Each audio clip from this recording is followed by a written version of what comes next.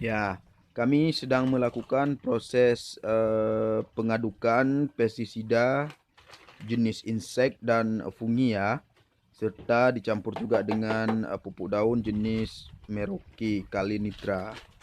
Nah, ini dia. Jadi kita akan campur dengan MKP. Ini untuk menunjang protektif terhadap tanaman serta peningkatan hijau daun. Itu dia lahan kita di sana. Ya, alhamdulillah. Rahmat Allah telah hadir memberikan sebuah tampilan baru di pagi yang indah.